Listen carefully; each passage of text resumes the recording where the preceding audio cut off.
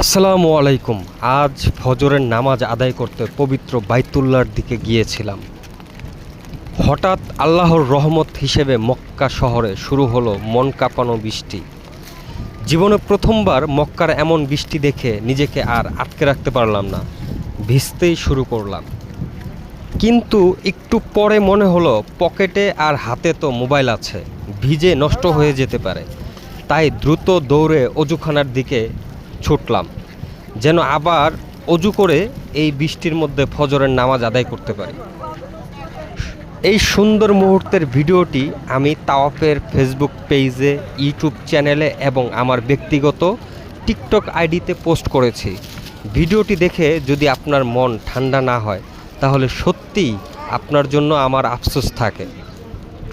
ভালো লাগলে like, comment ও share করে দোয়ার অংশীদার হবেন ইনশাল্লাহ।